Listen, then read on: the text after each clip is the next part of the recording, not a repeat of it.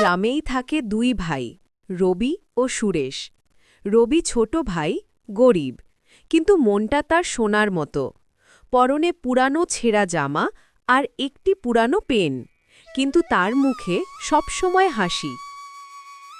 অন্যদিকে সুরেশ, বড় ভাই, ধনী, জমি জায়গা, গরু ছাগল, পাকা বাড়ি সবই তার, কিন্তু তার মনটা অহংকারে ভরা। সে কোনোদিনও কাউকে সাহায্য করে না। কেউ তার কাছে সাহায্য চাইতে এলে তাকে খুব অপমান করে আর তাড়িয়ে দেয়। একদিন রবি খুব সমস্যায় পড়ে যায়, তাই তার দাদার কাছে এলো কিছু সাহায্য চাইতে। দাদা, আজ আমি তোমার ক্ষেতের ধান কেটে দেব। তার বদলে আমাকে মজুর দিতে হবে না, শুধু এক মুঠো খাবার দিবে, তাতেই হবে। না না, আমি কোনো গরিবকে আমার কাজ করতে দিব না। গরিবের কাজ গরিবই করুক, আমার কাজের জন্য তো মানুষ আছে, তুই অন্য জায়গায় যা। রবি খুব দুঃখ পায় আর মন খারাপ করে কিছু না বলে চুপচাপ সেখান থেকে চলে যায়। সুরেশ এখন গ্রামের সবচেয়ে ধনী মানুষ, নতুন বাড়ি করছে, জমি কিনছে, কিন্তু কাউকে সাহায্য করে না। একদিন গ্রামের বৃদ্ধা মা এসে বলে,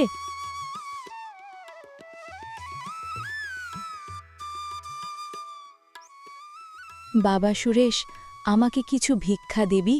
একটু চাল দে, 3 দিন হলো খাইনি, খিদের জ্বালায় আর থাকতে পারছি না। আমি কি দান খাতা খুলেছি? সে যে আসবে আর তাকে দান করতে হবে? কাজ করো, খাও, যাও তো এখান থেকে, গিয়ে তোর মতো গরিব রবির কাছে যাও। বৃদ্ধা খুব মন খারাপ করে আর সেখান থেকে চুপচাপ চলে যায় রবির বাড়ির দিকে।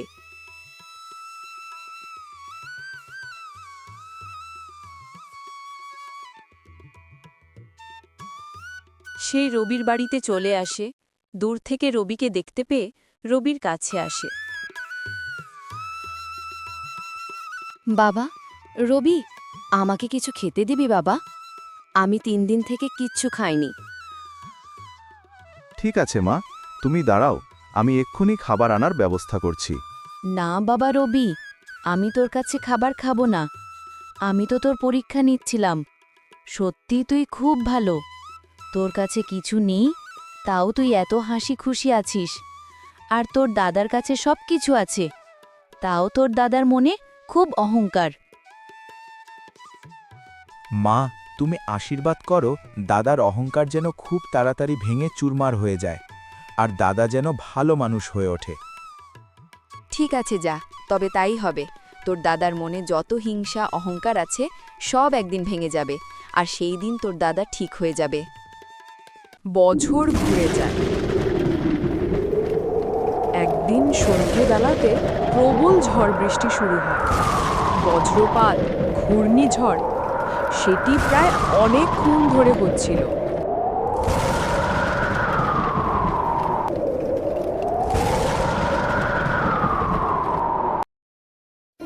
সুরেশের বড় বাড়ি ভেঙে পড়ে, ধান ক্ষেত নষ্ট হয়ে যায়, গরু মারা যায়। সব হারিয়ে সুরেশ এখন দাঁড়িয়ে দাঁড়িয়ে দুঃখ করছে।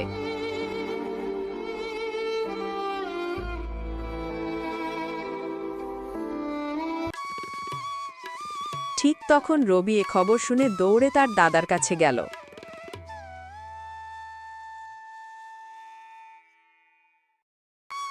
দাদা, কষ্ট করো না, চলো এখন তুমি আমার ঘরে চলো, যেদিন বাড়িটি ঠিক হবে সেদিন আসবে, চলো এখন যাই। রবি তার দাদাকে তার বাড়ি নিয়ে যায়।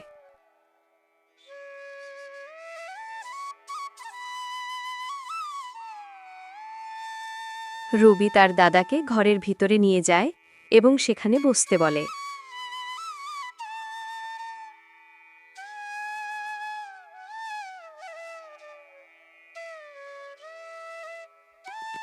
দাদা, তুমি এখানে বসো।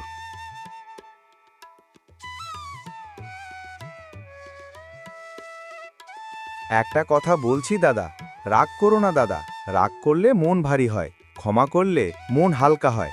তুই আমার দাদা, তোর কষ্ট আমি সহ্য করতে পারবো না। আমার চোখ অন্ধ হয়ে গিয়েছিল অহংকারে। পরদিন সকালে সুরেশ আর রবি মাঠে যায়। দুজনে মিলে মাঠে কাজ করতে থাকে।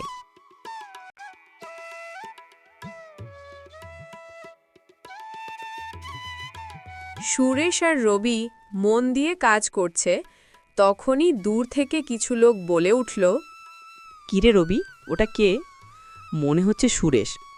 তা ভাই সুরেশ, তোমার এত সব থাকতে তুমি মাঠে কাজ করছো? দেখো দাদা, ওরা যা বলছে বলুক, তুমি ওদের কথায় কান দিও না। আমরা যেভাবে কাজ করছিলাম সেইভাবেই করো। সুরেশ আর রবি আবার মন দিয়ে কাজ করছে। সুরেশ আর রবি মাঠের সব কাজ করে বাড়ি ফিরছিল, তখন তাদের গ্রামের একটা লোকের সাথে দেখা হয়ে যায়।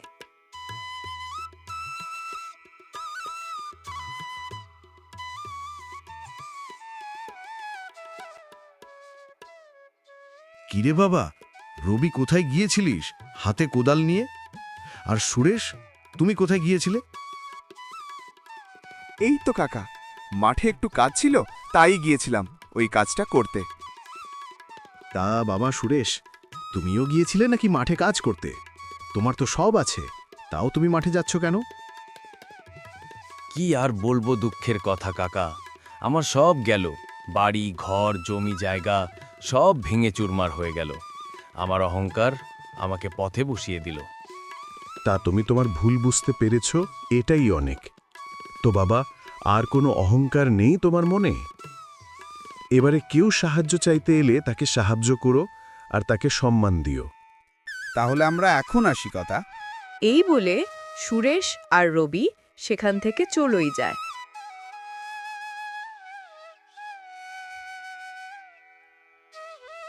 সুরেশ এখন খুব ভালো মানুষ, তার মনে এখন আর একটু অহংকার নেই, আর লোভ নেই।